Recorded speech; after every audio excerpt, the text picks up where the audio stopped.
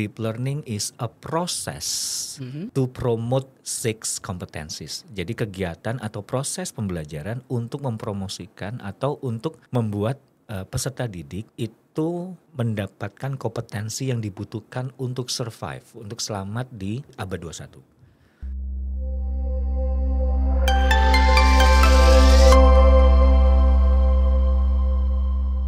Halo sahabat GTK, bertemu kembali dengan saya Bastudin. Senang sekali pada hari ini kita dapat bertemu melalui podcast BGP Provinsi Sumatera Selatan.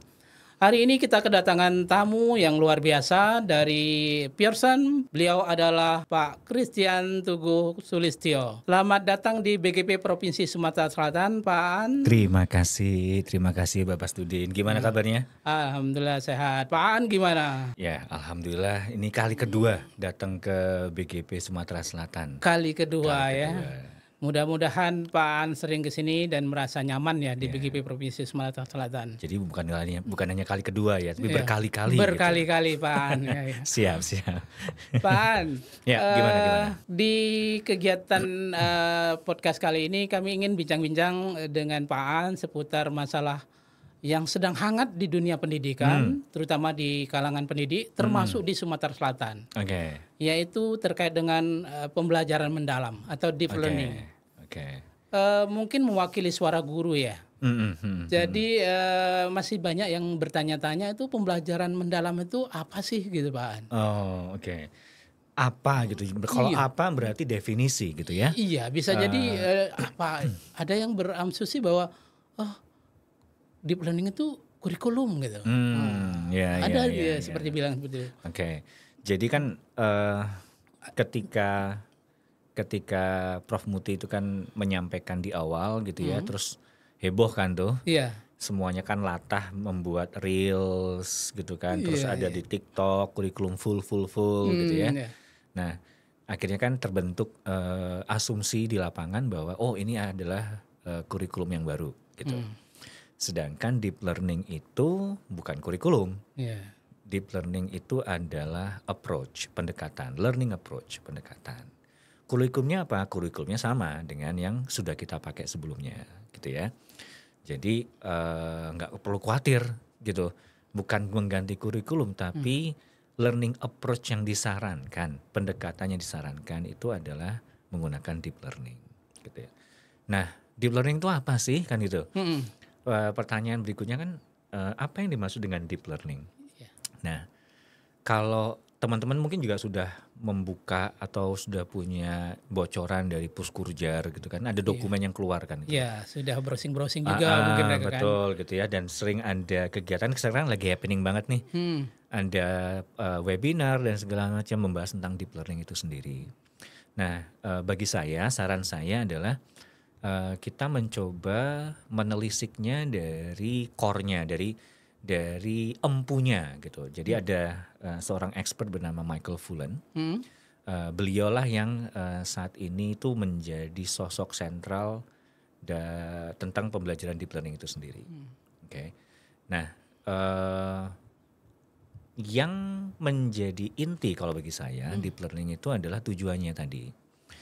Jadi kalau core-nya deep learning itu sebenarnya yang asli di Michael Fullan itu ada 6 kompetensis. Ya, 6 kompetensis di abad 21 yang kita harus coba promoting di dalam pembelajaran kita, dalam aktivitas di kelas-kelas kita. Itu yang menjadi tujuan maksudnya ya? Ya, jadi 6 kompetensi itu apa aja sih gitu kan, pasti Bapak Ibu juga sudah pernah mendengar gitu ya, tentang critical thinking, tentang communications, collaborations, ya, creativity gitu kan, dan yang 2 lagi itu karakter dan citizenship. Itu kalau Michael Fullan itu mendefinisikan deep learning is a process to promote 6 competencies. Jadi kegiatan atau proses pembelajaran untuk mempromosikan atau untuk membuat peserta didik itu mendapatkan kompetensi yang dibutuhkan untuk survive, untuk selamat dan bertahan di abad 21. Nah, di dokumen Puskurjar itu 6 hal tadi itu akomodasi menjadi 8 profil lulusan, gitu kan. Nah, sama tuh collaboration, berpikir kritis, critical thinking gitu ya, sama 6-6-nya ada.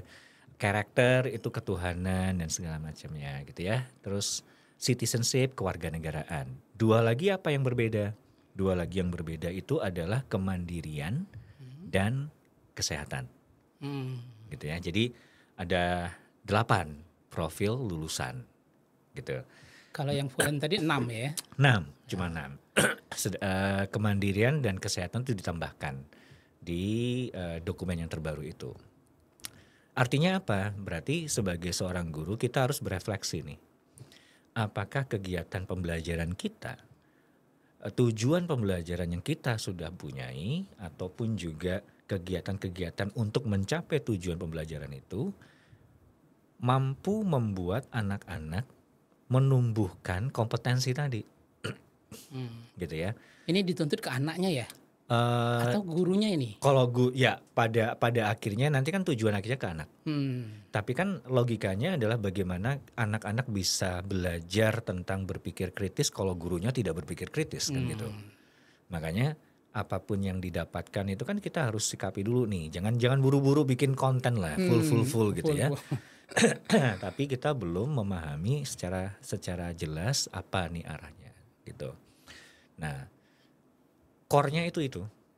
Jadi gampangnya adalah nanti Bapak Ibu guru gitu ya, ketika nanti membuat kegiatan pembelajaran atau menyusun modul ajar gitu ya, kan pasti ada nih tujuan pembelajaran. Iya. Pada akhir pembelajaran siswa-siswi mampu apa gitu kan, menceritakan dan segala macamnya.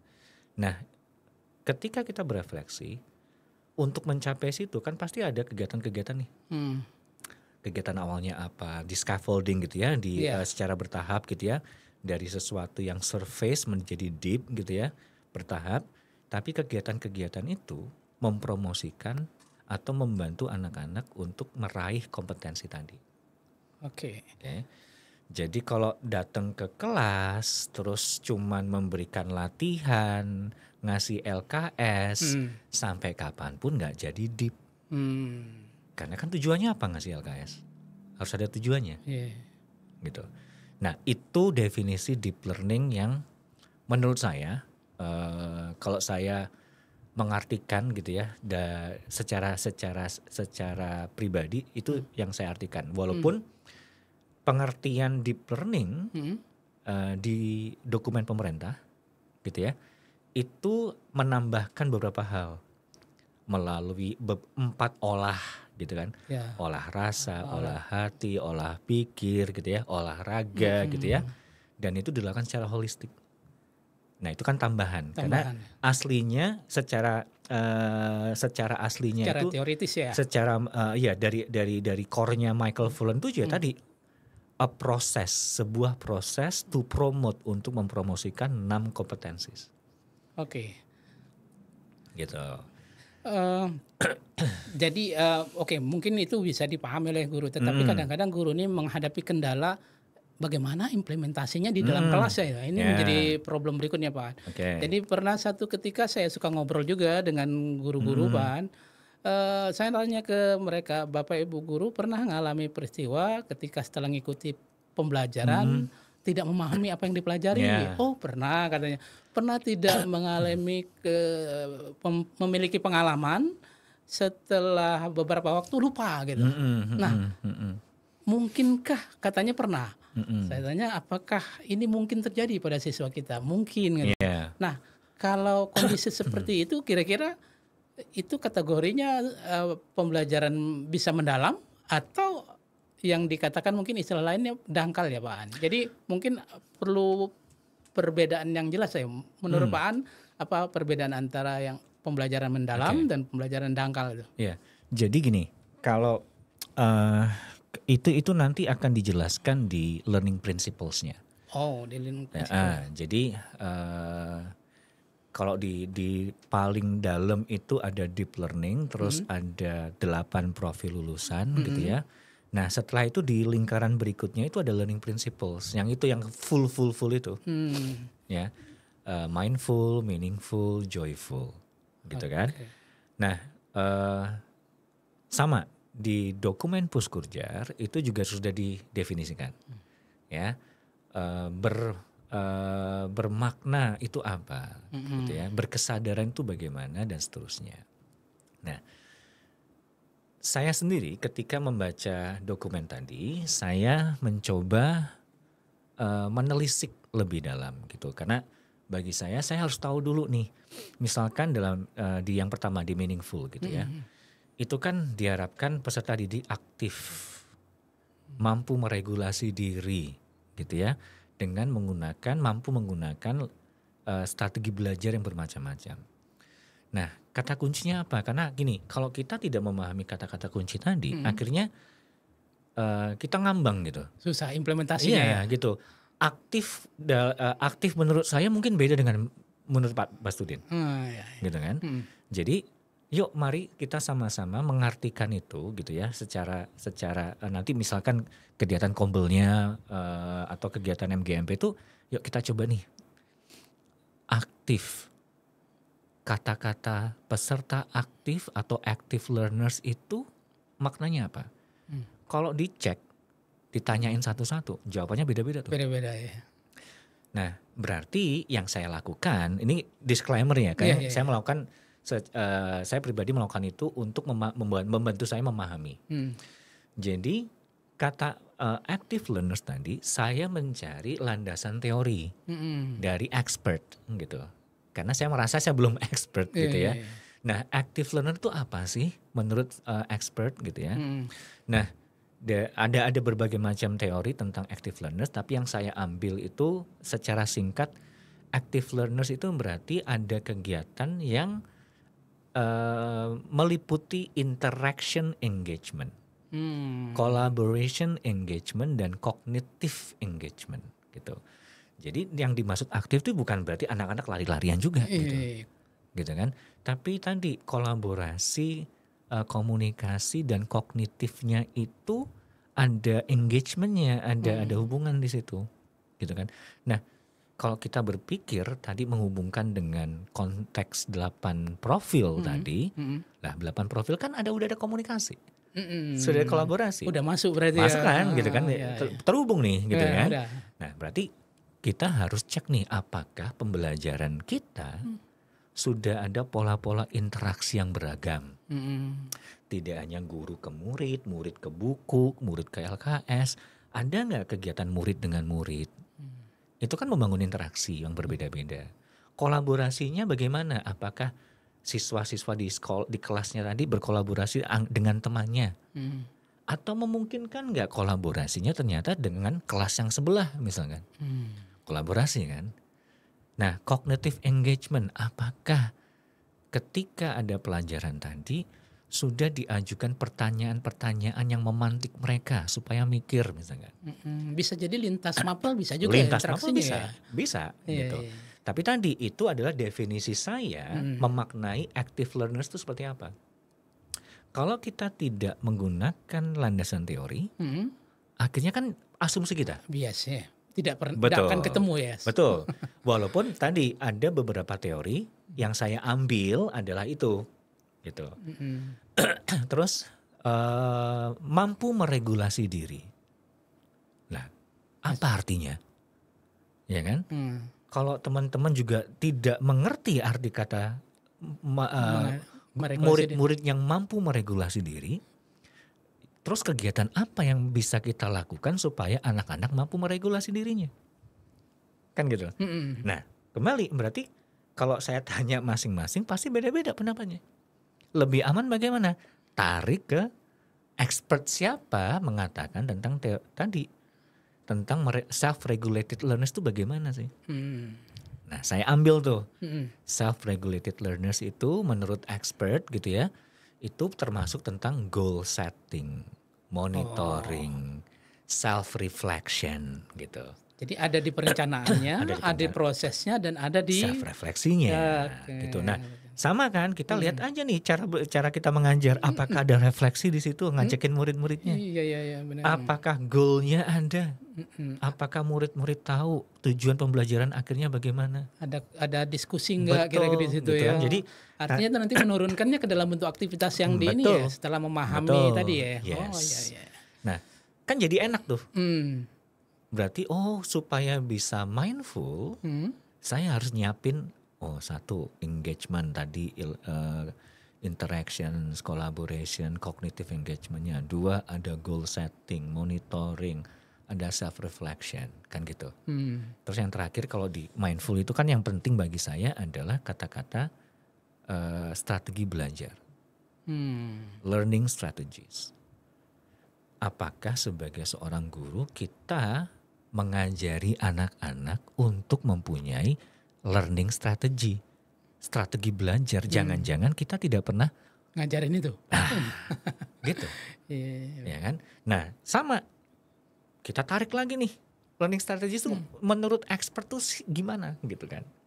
Nah, menurut salah satu expert, nanti saya akan share nanti, boleh nanti tak kasih jabaran-jabaran yang saya berikan gitu ya. Siap. Makasih. Di situ learning strategies itu tadi berhubungan dengan cognitive strategies, metacognitive strategies, social and affective strategies. Misalkan contoh cognitive strategies itu apa sih? Kita ngajarin anak-anak note taking. Itu strategi. Ya, dan itu jarang diajarin guru ya. Betul. Guru kan tiba-tiba ngajar aja, tapi tidak mengajarkan cara-cara belajar. Termasuk cara menyimpulkan juga. Betul. Nah, akhirnya anak-anak ngambang tuh, ini saya ngapain gitu. Padahal learning strategies itu anak-anak nggak tahu. Yang tahu adalah gurunya. Jadi masalah ketika gurunya tidak mengajarkan cara belajar. Akhirnya apa? Anak-anak nggak tahu cara belajar. Nah, kalau dia nggak tahu cara belajar, berarti tidak mendalam ya. Iya, got the point. Ya, kalau dia tidak tahu cara belajar, bagaimana nanti dia belajar ketika keluar dari sekolah? Iya kan? Tapi kalau gurunya itu, ayo kita belajar note takingnya, kita coba summary ya, summarize ini ya. Itu kognitif loh baru kognitif strategis tuh. Belum metakognitif. Belum social strategisnya.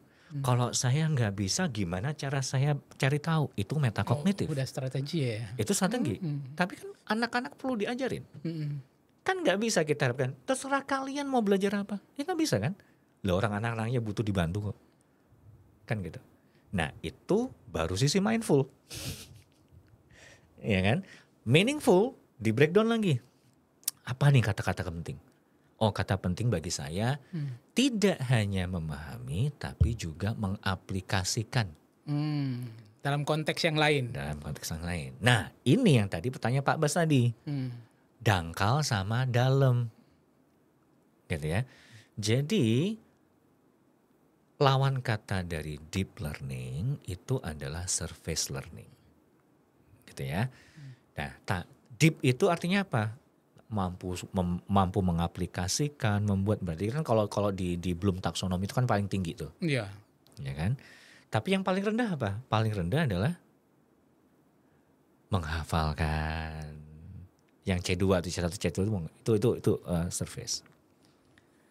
Nah, apakah kegiatan-kegiatan di pembelajaran kita itu ujungnya cuman membuat anak-anak menghafalkan dan menjawab soal saja? Atau kita ajak mereka untuk tadi menganalisa, membandingkan gitu ya, sampai akhirnya mengaplikasikan. Baik, terima kasih. Luar biasa nih Pak. Jadi pencerahan. Jadi walaupun kita membahas pada tataran prinsip, ini udah jauh ya kajiannya ya, dan udah bisa diinterpretasikan ke dalam nanti proses perencanaan pembelajarannya ya. Kemudian nanti bagaimana memilih aktivitas di dalam pembelajarannya. Nah, artinya ini perlu podcast tambahan. Pak, terima kasih banyak ini karena keterbatasan waktu ya. Luar biasa informasi yang sudah disampaikan kepada kami, terutama kepada sahabat GTK ya. Mudah-mudahan pembicaraan singkat ini akan memberikan wawasan, pandangan baru, dan Bapak Ibu guru GTK di Sumatera Selatan khususnya dan di Indonesia secara umum bisa mengambil insight manfaat Iya, dari diskusi betul, ini. betul. Sekali lagi terima kasih Pak An. Sama-sama. Walaupun sebentar, tapi semoga ada isinya ya. Iya Pak. Berbagi ilmu itu tidak akan pernah hilang katanya, Pak. Akan bertambah terus Pak An ya. Amin. Pak An, terima kasih, sehat Sama-sama, selalu. doa yang sama. Mudah-mudahan kita berjumpa di lain kesempatan. Ya. Dan sahabat GTK, demikian perbincangan singkat kami bersama narasumber kita Pak Christian Teguh Sulistyo. Sebelum kami mengakhiri sesi perbincangan ini, kami ingin mengingatkan jangan lupa subscribe dan like media sosial BGP Provinsi Sumatera Selatan.